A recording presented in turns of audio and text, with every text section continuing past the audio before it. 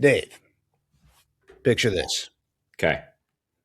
You run a yearly competition, a spectacle, and it manages to get 20% of your nation's population tuning in to find out who wins. But 30 years down the road, that viewership, that cultural milestone, it drops to only 5%. What do you do in order to increase ratings? I hire Conan O'Brien. No, you hire the Picture This podcast to talk about it. That's right. This week, we're going to the Oscars.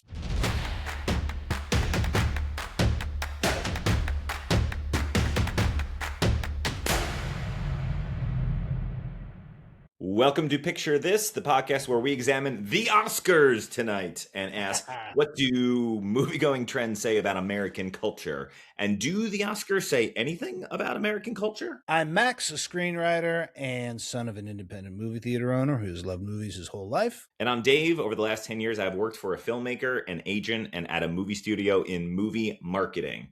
Today, we're going to unpack the Oscars. We're going to talk about a lot of things about the Oscars, but specifically, we're going to focus on the Best Picture nominees. And do they say anything about American culture? Do they connect with American culture? Are they part of American culture, Max? They've got to say something, Dave. They got to say something. Or are we two old dudes that are just holding on for dear life? Max and I off the pod, we were talking about what Oscars meant to us when we were younger, and we just did a little deep dive on ratings for the Oscars. So the Oscars, when I was growing up, at some point in the 90s, over 40 million people regularly tuned in. And this, of course, was when the population was much lower. It was literally under 300 million people, and 40 million of those people were watching the Oscars. That's so bananas, dude. That's so bananas. Like, we had 70 million fewer people in this country. And in 1998, 60 million people total watched the Oscars. How insane is that, man? But times have changed since we grew up and we were mesmerized by the big screen. And since around 2000, viewership has steadily declined, and then culminating in a pretty big plummet around COVID. Last year, 19.7 million people watched the Oscars in 2025, which was actually an uptick from years in 2022 onward. So we're technically on the upswing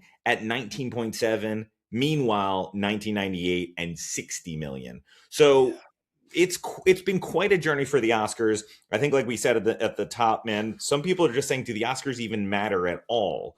But Max, why do you care about the Oscars? Dave, I have something to admit to you. For many, many years, I kind of didn't. Really? And you know who's to blame for it? Technically, it's Harvey Weinstein. And I didn't know this at the time, but 1998 was the year. Well, I guess the Oscars would have been in 99, but that was the year where Shakespeare in Love beat Saving Private Ryan for Best Picture. It's like a notorious thing. I learned recently on the What Went Wrong podcast, one of my favorite podcasts, that there was like the Oscar campaign that Harvey Weinstein ran for Shakespeare in Love. Long story short, essentially it involved like a ton of bribery and glad handing and just really gross behavior that didn't really exist before then. And I think that put a sour taste around the Oscars. And like, I don't want to say bad things about Shakespeare in Love. It's not a bad movie. It's just like Saving Private Ryan was something we had never seen before. It was just a really remarkable accomplishment. And I think when something that blatantly wrong happens in a competition, and then we later learn that there was a lot of corruption behind it, it makes it hard for us to take the competition seriously. What do you think? You said the W word, which is Weinstein in our time growing up, and he of course has become a villain in a lot of different ways, and rightfully so. And then even in the Oscars that you're talking about, Max, he was also one of, frankly, his like lesser sins, though definitely sins, but one of his lesser sins was just his way to like cajole in these Oscar campaigns. I think I would say that if you had to tell a friend or a stranger and point to a year of movies, I would not tell them to look at the movies that made the most money that year. I think probably my default would be, hey, what good movies were around in 1987? I probably wouldn't say go to the box office and see, because I probably would be like Rambo 3. I would probably tell them to see what was in the Hey man, Oscar race. 87 is when Who Framed Roger Rabbit came out. So you better fucking watch your That's back, no, dude. you're right. And again, and to that point, like there are plenty things that the Oscars miss, and a lot of these Yeah, awards bodies miss. And I think over time, especially in the last 20 years, because we're no longer a monoculture, that's also I think what speaks to why the Oscars have declined in viewership. But if you have to flatten the view of it, and of course, Max and I, this podcast is a lot about getting into the nuance, but cut to 15 years from now, 30 years from now, when people are going to look back on 2025, yeah, you can point to some movies that maybe missed the Oscars, and I hope people do. But the easiest thing to do is just say, go look at the Oscars and start there as far as the movies to see what defined the year. So I think that's why I still think there's relevance to it, and I think we will argue on this podcast that it usually takes a couple of years to really understand the impact of a movie. for sure. Or a decade. You know what I mean? Like, Agreed. yeah. Yeah, there's Yeah. another thing that's interesting that you bring up is like there have been so many Best Picture winners that you even like having conversations with film fanatic friends of mine that were like, "What won Best Picture in so and so year?" And we look at it and we're like, "But wasn't that the year that like Goodfellas came out or whatever, Yeah. whatever?" There are a lot of years where the Best Picture winner is largely forgettable, but the other nominees on the list are just absolutely stellar, which is Yeah. why like the nominee list is awesome generally year to year to year. Not necessarily the winner. If you're only going by the winners, I think you're gonna feel a little bit more confused, especially since they expanded it to 10 movies, which I thought was one of the best things that they've ever done. It's been a great, reliable place to go to be like, what movie should I watch? What should I catch up on over the last year that I missed? I totally agree, man. Even I think for this pod, if you really want to get into the nitty gritty of the Oscars, I would encourage you to check out everything from Best International Films, the films that were nominated for costume design. I think for other general moviegoers, I think the fact that there's 10 in the mix is plenty to bite off. Again, like we've said in previous episodes, your average moviegoer, man, goes to maybe 4 movies a year, 3 movies a year. And again, we would lobby to quadruple that if you could. Yeah, And what a then, month. Isn't that much to ask? but I think this is a great place to start. At least it's hard to quantify, but like Max, you're going to crunch some numbers, and we're going to talk about the Best Picture noms and what money they did earn, and then do we think it actually impacted our culture this year? I'm not going to promise any answers, but I do have a lot of interesting questions. So, first things first, the box office performance does not indicate whether or not a film is good. I think we all know that. It also doesn't indicate whether or not it's worthy of your attention. Just going to the most popular ones is not necessarily the best idea. Mm-hmm. Art should not necessarily be quantified. A lot of these movies have massive marketing budgets. Some of them paid their crews and IOUs. Like part of the fun of the Oscars, like Dave said, is that we get this list that includes kind of an amalgamation of these films, and it's a great checklist of movies that we can go see every single year. So we're going to run some numbers. I'm going to get a little me on this, and just as a means to discuss what their influence and impact on American culture is. So, with that said, running through the Best Picture nominations, their box office performance. The first two that have almost a nominal, almost a non existent box office performance are Train Dreams and Frankenstein. And the reason is because Netflix made them. And although they put them in 3 theaters across this vast country, it doesn't really count as a box office performance. Now we're moving on to The Secret Agent. This is actually a foreign film. It's always great to see an international film in the best picture release. It only did about 2.6 million domestically, which is not a whole lot, but again, foreign language film, no marketing budget. It's good to see that people did show up for it. Yeah. Similarly, Sentimental Value, which we talked a little bit about on this podcast before. Then we get up to like a little bit more substantial indie fare with Begonia, which we talked extensively on this podcast. It did about 17.7. Hamnet did about 21.7. I've actually, full disclosure, I did pull these numbers about a week ago. So some of these are probably a little bit higher, but some of them are also just out of theaters, so they could still stand. But Hamnet might have done a little bit more business. One Battle After Another, we talked about extensively. It closed out just under 72 million at 71.6. Marty Supreme still going. It's at about 95. F1, which came out earlier in the summer, it topped out at 189.6. And the king of the Best Picture nominees at the box office domestically was Sinners at around $280 million domestically. Wow. So, what any impressions about that, Dave? I think just broadly, I am, though we're gonna get into some of the nitty-gritty on these 10, like this is a great list. Yeah. I think this is a real cornucopia of types of movies. I would say 2025 is a good Oscar list. But let me just take it outside of the Oscars for a second and just the top 10 general US domestic box office. If you had to point a total stranger to say, I don't know what year it is. I don't know much about America. How do I get up on movies from 2025? Yep. I would point him to the Oscar list that Max, you just read through, because if I pointed him to the movies that made the most money this year, let me read you them. Number 1, a Minecraft movie. Number 2, Lilo and Stitch, based on a previous cartoon movie. Number 3, Superman. Number 4, Jurassic World Rebirth. Number 5, Zootopia 2. Number 6, Wicked for Good. Number 7 was Sinners, again, also in our Best Picture list, and one that Max and I really support. We'll talk about it. Number 8 was Fantastic Four. Number 9 was How to Train Your Dragon. Again, another movie similar to Lilo and Stitch that was a live-action remake of a cartoon movie for a kid audience. Number 10, Max's beloved Fire and Ash, the James Cameron joint. And again, like it's not that all these movies are totally without merit. There were things about Superman that I liked, and infamously Max did not at all. But I think if you just had to point someone to a top 10 list, I would be so mad if someone said, yeah, go see the Lilo and Stitch movie before go see Begonia. Yeah, it's just not even that list is necessarily bad or terrible, or it's just kind of boring. It's just not interesting. A lot of it is for spectacle and entertainment and escapism. And like, hey man, Max and I love that. Please see Predator Badlands and the pod that we did supporting it. There's room for that. Sinners is on this top 10 list of top grossing, and it offers some of that spectacle. But as far as saying something really interesting, the Oscars, I support their curation, though again, they get it wrong a lot. And there's plenty that we can talk about things that missed on it.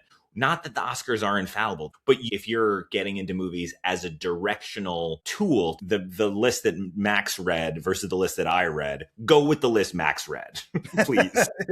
It's not my personally curated list though, Dave. Okay, so very briefly, we're just going to do some shoddy math, which is always my favorite part of the podcast.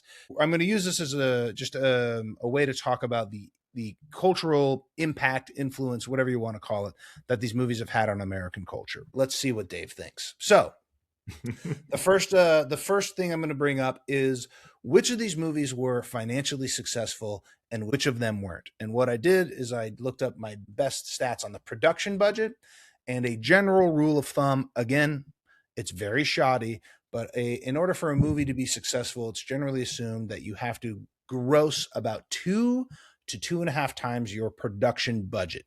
The conclusions is there are 2 movies that actually made money. One of them is Sinners, and the other is F1. And F1 is like kind of a probably. And the really interesting thing about it being Sinners and F1 is if F1 was on its domestic gross alone, it would have been one of the worst financial disasters of the year, because it was a very expensive movie and it did about 189 million domestically. And Sinners, if it was on its domestic gross alone, still would have been a massive success. And what's interesting on top of that is F1 has been seen and talked about as getting a Best Picture nomination, as the Oscars trying to include something that is essentially a big dumb movie, a popcorn movie, and all that other stuff. But F1 does not make the top 10 highest grossing films of the year domestically, and Sinners does. Why is F1 here? What is it doing here? I'll challenge you. I think your American is showing, Max. That's my only thing. which is, and that's fine, dude. Like both of us, like this is a more American domestic leaning podcast. But the numbers that Max rattled off at the beginning of F1 doing 189-ish domestically, only second to Sinners on this list. But then internationally doing 600 million plus. Yeah. That movie though is built for international audiences. F1 Yeah. obviously is much more popular around the world than domestically, so it was built for that. I mean, the movie I think we talked about it more. Like the dialogue's pretty clunky in it, but man, do the action sequences work? And Brad Pitt is famous around the world, and that coincides with the Oscars in the last 5 or so years, partially in the reaction to Oscar So White, partially in reaction to the Mhm. Harvey Weinstein incident. The Academy themselves have tried to change themselves to be more internationally focused and have invited a lot more international members in it, which is also, I Okay. think, why you see both Sentimental Value and Secret Agent on this list, which are also foreign films. So I think that I hear Max's first point, and it's not wrong that technically, you're right. I would say F1's more of a big dumb movie, but I think that plus the fact that international has had more of an influence here in recent years. That's good. That's good to hear, because I knew the Academy expanded its membership to include more craftspeople, more young people, more people, all the other stuff. I didn't know that that included international, so that actually makes a lot more sense. Okay. Overly simplified, but a lot of people would say that that is one of the reasons that Parasite was able to capture Best Picture a couple of Oh, years ago. okay. Again, directed by Bong Joon-ho, an incredible South Korean filmmaker. But like most people would say, like 2015 Oscars, probably not letting that one go. So, in a weird way, I'm happy that it's going that way. Even though I think to Max's point, yeah, they let a big dumb movie into the Oscar tent for sure.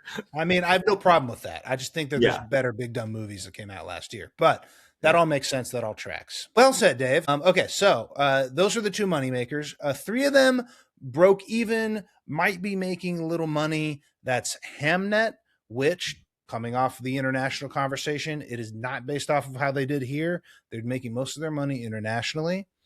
Secret Agent might be breaking even because it's very low budget. And same goes with Sentimental Value. Although Sentimental Value, the numbers are a little bit clearer. And I think that might actually even be a little bit of a money maker in Hmm. theaters alone, which is very impressive for a movie like that. Hmm. Then we have three money losers. And I'm not going to spend a lot of time talking about Begonia or One Battle After Another, because we did whole episodes on that and have talked numerous times about how they lost money and why they lost money. But now there's Marty Supreme, which we've also talked about a lot. This one is inching closer and closer to being break even with a $70 million budget, a $25 million marketing spend. It's still got about $30 million just to get to the 2 times, forget like the 2.5 times its production budget. Yeah. So it seems like it's going to be a money loser. They're not losing nearly as much money as Begonia or One Battle. And then two of those movies, like we said, are streamers. So like whether or not they make money or not is kind of irrelevant. Yeah. Now I just want to talk about the cultural reach. And I'm going to include box office alone. And then I'm actually going to talk about at-home streaming numbers, for which there is shoddy data on top of shoddy math, but it's still kind of interesting. I've talked in previous episodes about how to calculate this. We're trying to account for repeat viewership, movies that are shown more in large format and IMAX and recliners as opposed to just regular standard. If people are going to discount Tuesdays more, if they're going on the weekends more, and all that done and said, what we see with movie theater going alone is that the percentage of the US population, only one of those movies reached 5%. Dave, can you guess which one it is? Sinners. Correct. Yeah. 5.6% of the US population went to go see Sinners. We talked about that in a previous episode. Now, Dave, what do you think is the second like biggest reach? F1. F1, correct. Any Okay. idea of the percentage? 3.5. Yeah, it's about 3.31. Good work, my man. I'm getting some of these right finally, Max. And then you have two more that are above 1%. Can you guess One which one battle. those are? One battle, One yep. battle. And then Hamnet? Nah, man, Marty Supreme. Marty Supreme. Oh, what am I doing? Marty Supreme. Of course, of Yeah. course, of course. Yeah, Yeah. Hamnet only about 0.5%, Begonia only about 0.5%, then Secret Agent, Sentimental Value, super indie films. I don't even want to say it out loud because it seems like that I'm punching down. But like I said, those two movies actually probably overperformed compared to their production budget. So good for them, but they're not hugely impactful in American movie theaters. Mhm. However, if you account for streaming numbers, because a lot of these movies have been on streamers for a while, including obviously Frankenstein and Train Dreams, things shift around in a very interesting way.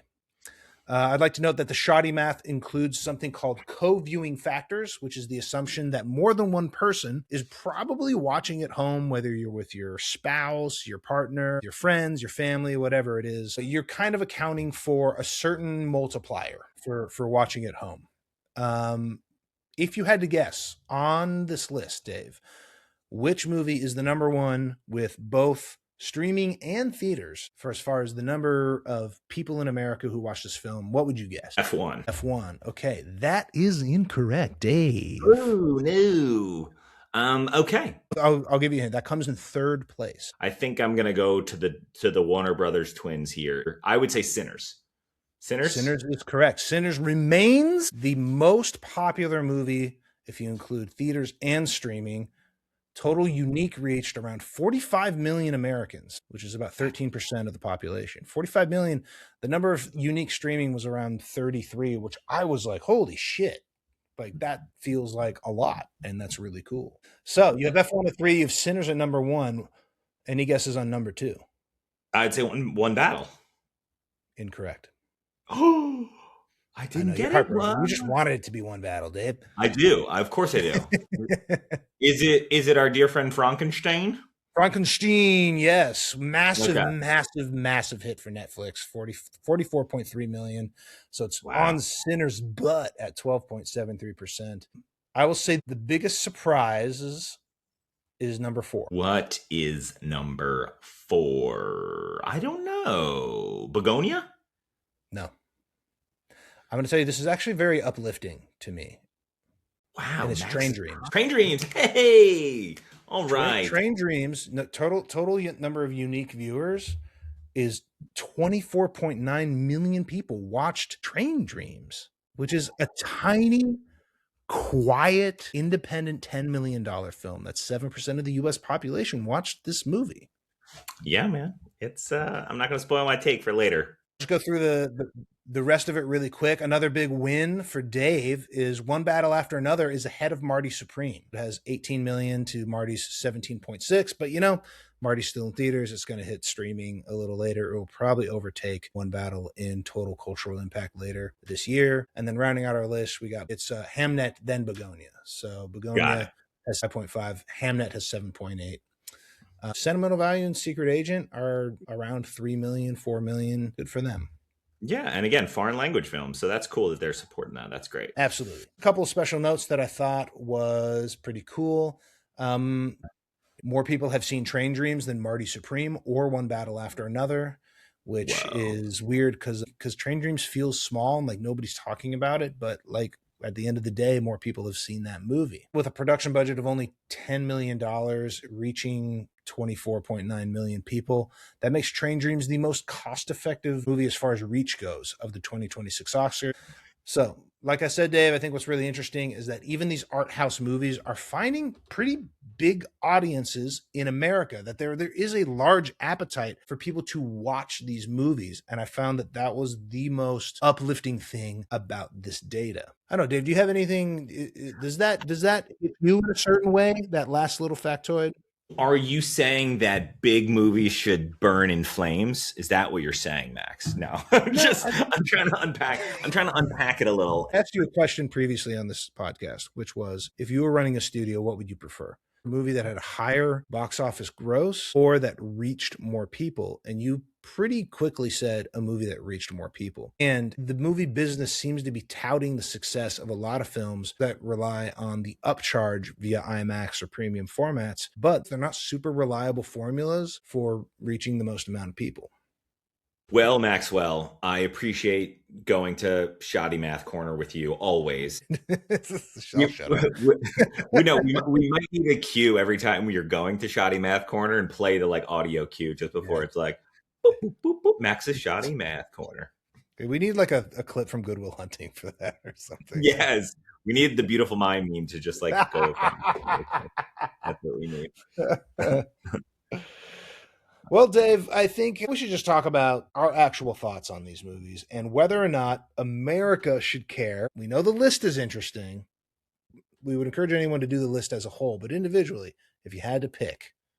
Yeah, we're telling everyone watch the Oscars. Help the said 19 million viewer number this year and watch it. Conan O'Brien's hosting it, but yeah, man, if you got these 10 and you know that people tend to see 3 or 4 movies a year, and please see more than that. But do we just go down the list? And I'm not going to limit us to 3. Dave, should America care about Begonia? Yes, I think it is both interesting from where America is, yes, from a political landscape, from a status landscape, and it's just kind of fucking weird ass ending. So yes, I think. What about you, Max? Yeah, I think if everyone in America watched Begonia, that we would understand the pain that a lot of people go through their whole lives just trying to pay their bills, and we would also discourage filmmakers from making terrible choices with endings because there would be such an uproar about it. So I think if everybody in America went to see Begonia, it would be a good idea. What do we got next, Dave? F1. Should America care about this? No, but for a very specific reason, which is I think America needs to move on from this narrative. We're in a weird spot now. And this is all because of Liam Neeson and Taken, where we're just under the impression that like 50 and 60, now 70-year-old men, the heroes from 20, 30 years ago, are the only ones who are capable of certain greatness and the only ones who are capable of saving the day. I don't mind seeing an old man kick ass. I don't mind seeing an old man win. But like, they asked actual F1 drivers if there's anybody that old driving, and they were like, no, his body would fall apart. Like, I think Brad Pitt could have starred in this movie in a different, more interesting way. That's my take. Okay, so Max's note about F1 it wasn't realistic. That's his one note. Meanwhile, we just got off of Begonia. It's the myth. I think we need to move on from this myth. I don't mind the myth, but America as a whole, should have all of America watch this movie? No, America needs to move on to different heroes. I will agree with Max and say F1. No, I'm not mad at it, but no. It's delightful in so many ways, and you should see other things. Moving on. What's the next one? Frankenstein. Dave, should America care about Frankenstein? No, they should not. Instead go see Nosferatu. If you like Guillermo del Toro, if you're interested in it, go see Pan's Labyrinth. It is an earlier movie about a monster who's not as much of a monster as you might think. I get it, Guillermo. It's the same with James Cameron. It's the same with James Cameron and caring about the environment. I appreciate you guys doing it, but I'm just ready to see a different theme. Max, I feel like you feel differently. I don't. I actually feel the exact same. I actually had a really lovely viewing experience in an actual movie theater. I went to one of the 3 in the world because I live in Los Angeles, but overall I thought it was very uneven, and I don't think it said anything that a Frankenstein tale hasn't said before, or that, to your point, that Guillermo del Toro hasn't said before in better ways in other movies, including Pan's, including Shape of the Water. If you want to go see a really interesting Guillermo del Toro movie, watch Pinocchio. That movie is out there and awesome. Okay. What's next? One Battle After Another. Have you heard of it? Hell yeah, dude. Everybody knows how we feel about this. Everybody should go see this movie. This movie should be much higher on its cultural reach list. It's fucking awesome. It's interesting. It's thrilling. It's different. It has amazing performances that are, for some reason, losing the race, I think, toward best actor and supporting actor. Dave, thoughts? Yes, it's going to win Best Picture. You can place my bet on it. Shit, man. All right. Yeah, One Battle is gonna have a great night on March 15th. That's my take. Okay. I don't think you're wrong, but hot take. Okay. Secret Agent. What do you think? Wish I could tell you. I haven't seen it. Oh, I tried so hard, Dave, but I'm working 2 jobs right now. I couldn't pull it off before this episode. I respect it. It is worth a watch. Takes place in 1970s Brazil, South America, about a corrupt government It is very timely for an American audience. I will Mm, say, we this year we did have a plethora of movies that commented on this. So, but Wagner Moore is the star of it, who's also in Narcos. He's a familiar face, but I don't feel people maybe know his name as well as they should. It is a yeah, fantastic performance, but I would say there are other movies like One Battle After Another, like Eddington, that are making similar social commentary. right. But it's a private little crown jewel. Okay, Um, quick aside. He won the best actor of the Golden Globes, right? I think so. Yes, Okay, how would you feel if he won the best actor at the Oscars? I would be shocked. He's very good in it, and Okay. I don't want Would to. you be I would you wouldn't be spoil it. disappointed or just I shocked? think I would, based on the list Okay. of it, I would be Okay. disappointed, but I wouldn't be angry, but I would be disappointed. Yes. Okay, cool. Dave, sentimental value. You're the only one of us that saw it. What should the rest of America see this movie? I'm an outlier. I did not connect with this movie, and I think Yeah. everyone else in America did. So for Hmm. me, it didn't totally work. I would encourage people instead to see Joachim Trier's previous movie, Worst Person in the World, with the same star as Sentimental Value. I'll say my friend who I went to see Worst Person in the World with, and we both loved it. When I asked her about it, she was like, "Oh my god, it's my favorite movie of the year." So we'll just put a little TBD by this one because I'm gonna try really hard to see it before the 15th. Um, See it before Lilo and Stitch. That's my note. oh my god, that's good. All right, All Max. right, Sinners. easily, easily. Sinners is about Americans, and it's about Mhm. American industry, and it's about American personality, and it's about American business. Every American should see this film. Also, you'll like it. It's really hard not to like this movie. You might not love it. It might not be your favorite thing ever, but you'll like it. It might not be my favorite movie on the list, and yet I do think with more time it is maybe the best movie. And to that thesis of people go to movie theaters for spectacle and or storytelling, again, because I worked in movie marketing, we talk about it on the podcast. This is one of my favorite types of packaged movies because it got people in theaters because of the spectacle, but I think people will remember it because of the storytelling. Well And the said, more Dave. time that passes, I think it's the storytelling that is the thing that stands out. Though most people went to go see it because they saw some crazy vampire shit in a Yeah, I trailer. saw vampires, and I was like, let's do this. So, well said, Dave. Okay, Train Dreams. Full disclosure, viewers, I've watched half of this. I watched half of it this morning. I am currently in love with it.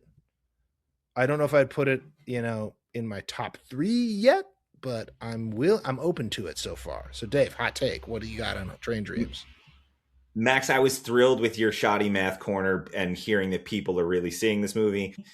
We just went through a couple movies on this list, Sentimental Value, and we're about to talk about Hamnet. I'm sorry, I'm jumping the order a little bit. To me, Train Dreams affected me more. I think the way people are talking about Hamnet and Sentimental Value, without spoiling too much of it, both of them have family drama, family grief, family complexity to them both. And to Yeah. me, Train Dreams pulled it off the most beautifully and eloquently. Yeah. Also, should America care about this film? It is specifically about America and Americans and American history and how the things that we've done in our past are affecting us today. So, yes. And it seems like America is watching this movie, which is pretty cool. So, I'll put a TBD on Mhm. that one as well. And with that, let's talk about Hamnet. I'll say to me, I've said this before. The director Chloe Zhao just tends to not be my cup of tea in her Yeah. previous movies, but this was the most effective thing I think she's ever done for me. It's slowly becoming not such a spoiler, but the last scene still does wreck me from Hamnet for Okay. sure. Max, what Okay. about you? Okay. So, this movie is about the healing power of art when faced with grief and tragedy. Train Dreams so far feels like the healing power of nature and community. Again, I haven't finished it. So they're dealing with similar themes, but the healing part is from a very different angle. So I mean, Dave, you know this, but like I lost someone close to me very recently, and I've been talking to everybody that I know about grief and how to grieve and what to expect and all that stuff. And I haven't been too hard on myself, but I hadn't had that like big cathartic moment. And I saw Hamnet very late. even though I promised everybody in this podcast I was going to be first in line. I was 3 months late to the movie. But I did see it, and it accessed that part that I was kind of like waiting. So I was very affected by it. I was very moved by it. I was crying a lot. Um, and the healing power of art, I experienced that by watching this movie. But I will say, like, there was a certain point where I think I was thinking more about the memories of that I have of the person that I lost than I was actually watching the movie. Mm. So Hamnet will always hold a very special place in my heart because of these specifics, but it's comes with a huge caveat that I experienced it under very specific circumstances, and those were extremely positive. And I don't think that you could apply that to every American who goes to watch this movie. So, Dave, should America care about Hamnet or go see Hamnet? I think you described it so beautifully, man. And like I think the two, though you're working your way through Train Dreams, I think you're getting the overall thesis of it. I think that both ways are super valid. And dude, that's awesome that Hamnet gave you that unlock. Obviously, it did for me too in my own way. Yeah, So yeah, man, dude, we in America we got to deal with some grief, and if we're doing it through these ways, hell yeah, we yeah, should go see it. So. yeah. All right, you turned me around on that. You want to take the last one? Well, I think to your point, like if you had to pick one or the other, Dave's picking Train Dreams, right? I think so. I think so. And here's a fucking doozy, Dave. Our last one on the list. Fucking Marty Supreme. You go first. Should America go see this fucking movie? I say yes. They should go see this Okay. movie. Tell me why. Um, why? I think that I think that the younger generation, especially, doesn't have ambition personified very often, and Hmm. I think there is a lack of a in the 80s, there was this movie called Wall Street. The villain in it, this guy named Gordon Gekko, played by Michael Douglas. And that really encapsulated a lot of that time period in America, the 1980s. And I think a lot of Gen Z, and I'm mostly speaking for people younger than us, but I think even maybe Max and I, our ages similarly, like there, I think oftentimes the younger generation gets accused of being a bit languid and a bit emotional and a bit soft.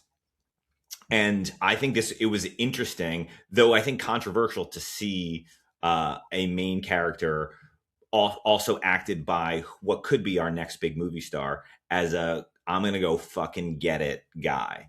And this director in all of his previous movies really makes you not like that person in the center of his movies typically. Yeah. And I think he was still pretty effective in when he was doing this here with him.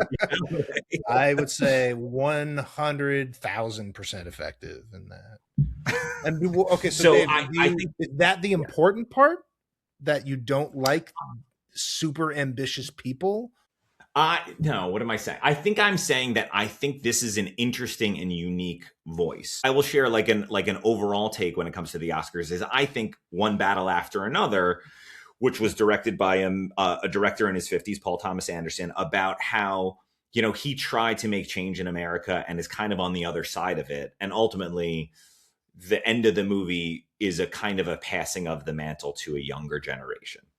And I think it's very interesting that movie and this movie are in the same conversation in the same year. And I don't, they're very different. They're very different filmmakers and very different elements. But I think if you can squint and see Paul Thomas Anderson in his 50s and Josh Safdie, who directed Marty, who's still, I think there's some merit to being full of piss and vinegar and trying to push some systems around and to not taking no or yes or anything for an answer. And that ruffles a lot of people's feathers. And hell, I'm at the age where I'm really annoyed by younger people that do that. But I do think it's important to have that, um, have a voice like that. So I think the uniqueness of it, I think I admire, and I think a lot of people, frankly, that watch the Oscars that are our age or older, will probably see Marty and be like, that's fucking annoying. I think I talked to someone who was my elder that was like, oh, you mean you went to go see the ping pong movie? Which is, I think, reductive to say the least. Yeah, it's really Anyway, so not. I that's mean, we knew it wasn't going to be the ping pong movie, but it's not. It's not the ping pong movie. So complicated feelings about it. I don't think it's a perfect movie. I also, left irritated in some ways, and I think a lot of the people I left with flat out also, Max, like didn't like it. But I think there's merit to it. I really do. Great. Well said, Dave. I'm going to go ahead and say that I don't even disagree with anything that you've said, but I fucking despise this movie. I despise this movie. And the reason why I despise this movie is that I would answer you, but to what end? Because I left this movie and I was like, wow, some of the best production design I've ever seen in a film. Wow, some of the best cinematography I've ever seen in a film. Across the board, some very incredible performances, an extremely engaging film. Mm-hmm. As I was actively hating it, I did want to find out what happened next. So I have to tip my hat to all those things. But at the end of the day, I got to the end of the movie and it just felt like this vapid, shallow exercise in like bragging about how well you could engage me in nothing. Oh, brutal. Like overall, Dave, I just didn't think that the movie had anything to say other than this is what a narcissistic person looks like. Yeah. What I would take a counter to that is that, like, Wall Street had Bud Fox. Wall Street had Gordon Gekko, the evil guy, but it also had your main character was Charlie Sheen, who like danced with the devil and kind of, and you as an audience member followed him along and kind of understood where he ended up. And there ain't no like cipher in Marty Supreme. You're just with this pretty awful guy. Yeah, well, not only had Charlie Sheen, but it had Charlie Sheen's dad, who was like a factory worker, and Gordon Gekko like bought his company and dismantled it, and a bunch of people lost their jobs, and it forced Charlie Sheen's character to face a choice and make a choice about where he wanted to go. Now, you could argue that it might have been a more interesting choice if he chose Gordon Gekko over his dad, but it was a Hollywood movie, and he chose his dad. And Marty Supreme, he spent the whole movie only choosing himself. So that's why, for one, I just don't think that he cares about this baby in the end. Like I don't. Why would he do that? But also, it just kind of and legit. I thought it was a really great performance by Chalamet. It was great acting. But and let's transition this to talk about who should win Best Actor. I don't think Chalamet should win Best Actor for this because it's not a dynamic character. It's the same. It's flat from scene one to the end. And it was a great performance. It was a great portrayal. But if you look at Leonardo DiCaprio, he had to go through a lot of different levels. He was wrestling with a lot of different feelings because he's a character that's conflicted about what he thinks he's capable of, what he thinks his responsibilities are, running from his past, all that other stuff. Michael B. Jordan in Sinners plays two different people who both, have to show strength in certain ways. They both have to show compassion in certain ways. They both have to show how they show romance in certain ways and love in certain ways. They both have to be vulnerable in two different specific ways. And one of the reasons why I didn't like Marty is because it was like page one felt like page 100 at the end of the day, where Sinners in One Battle felt way more dynamic and more interesting. Yeah, I think I put more weight on Timmy's last shot in Marty Supreme, where he is looking at his wife and newborn, and he does have a breakdown, which I put a lot of weight onto that. And it just sounds like it didn't work for you the same way. But I agree, it's also just like the amount that was the one scene where that showed. But I do think what you're saying is like different, because it's like there's a thing of like range versus change, which is like I think Smoke and Stack have a lot of range through the movie of Sinners, but like I don't know if they really change. I mean, it's a 24-hour movie. It's like it's an all-in-one night movie, but they do get to do a lot. They're sexy with their significant others, and they're badasses, and they're having heart to hearts with each other. And then, but yeah, I mean, like, I think what's interesting is a lot of people are talking that I think Timmy is the favorite, and no one's actually really talking about Leo to Yeah, actually no win, one. which is really surprising. Yeah. Yeah, Um, but I think even more interesting why, like, both of those, we've been talking about these two for a while, of like, and whether you take my take on Marty Supreme and that ambitious young generation, and the one battle after another, and that, like, starting to be past its prime older generation, and then the fact that we have the big movie star in the old movie and we have the big new movie star in the young movie, I think is really interesting that they're all kind of going toe to toe in this movie, or in this Oscars, which is really, I think, very interesting and cool. it is such an awards contender, and why it's such a front runner. Dave, do you think it's going to win? You don't think it's going to win Best Picture? You think One Battle's taking it? I think absolutely not. I think from what I've read, and I think the best shot is Timmy, and then Yeah. I think production design is also really great. I think it's a guy named Jack Fisk, and yeah, they had a great below the line talent on it. But I think the night is going to be a big awards night. I think for Warner Brothers, I think it'll be a lot of One Battle love. And hopefully, I'm hoping, and I think you would agree that, like, some Sinners gets in there. It's the most nominated film of all time at the Oscars, Yeah. 16 We haven't even nominations. talked about that. Oh my God. It's Right? great. Like, It's so great. yeah. But I think as a snapshot that we could pass on to our future generations looking back on 2025, this is a top 10 to be proud of. I guess, Max, are there any other movies that are not on this list that you would give a shout out that have stuck with you before we close out? I'm going to give two a shout out. I watched, and it's actually kind of a lot like Marty Supreme. I watched If I Had Legs, I'd Kick You. Yeah. I had friends over to my house, and we were planning on watching Sentimental Value, and then it was only available to rent for $10, and we were like, what's free out there? It was the most broke artist hangout that I've had in a long time. But we watched If I Had Legs, I Kicked You. My friend Jeff fucking hated it. I actually really liked it, and my friend Scarlett, I think, kind of fell in the middle. And I think the takeaway there was Jeff felt like in that movie, it was very similar to Marty, which is a woman continually making bad decisions, all the worst decisions that she could for herself. And he's like, why should I care about this? I felt like it was a movie about what happens to somebody's mental state when they have no support. It's not necessarily a pleasant watch. It's an excellent form of birth control. And it's worth shouting out. The other movie I want to shout out is not nominated, and that's a movie I'm watching now, which is Warfare. Yeah, Super underrated film of the year. I agree. Super underrated. I loved that, like that in Eddington. I think being completely shut out of all the awards conversation is a bummer. Is a bummer. How Yeah, I about you, Dave? agree. Yeah, I think I love both of those picks, Mac. Those are awesome movies, and I agree, not the easiest watches, which maybe ultimately hurt them in the long run. And I think my pick would probably be Eddington. I think this is one of those films, and again, like, I think when people look back on movies, the short list is they'll look at what was nominated at the Oscars.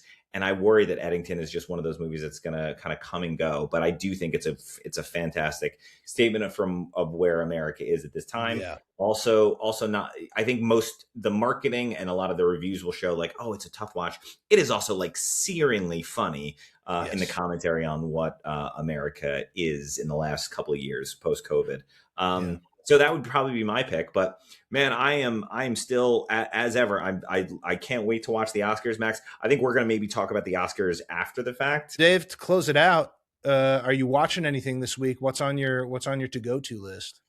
Oh man, I don't know. I would like to try to see How to Make a Killing, which is a release by Glenn Powell. I've heard mixed things, Yep. but I've heard most people that I trust say, like, yeah, it's not a perfect movie, but it's like a delightful little thriller with some social satire to it. Glenn Powell is the star, so I'm probably going to try to check that one out. Max, what about you? That's a great call. I mean, I haven't seen movies since we recorded our last pod, and I'm transitioning into a new job now, and I'm working for the old one still, so it's just tough. But this new gig, my commute home is right past an AMC, and I got that A list, so I think I'm just going to start doing some makeup. In March, I'm going to be seeing all the movies that came out in February I missed. I'm going to try and see Sentimental Value, at least maybe Secret Agent. It would be so cool if I saw all the nominees. I've never seen all the nominees before, which is embarrassing to say. So my answer to that question is everything. I'm trying to See it see all. fucking everything right now. But yeah, so I mean, on that note, Dave, I guess the only thing left I could say to you is I'll see you at the movies, my friend. I'll see you at the movies, Max.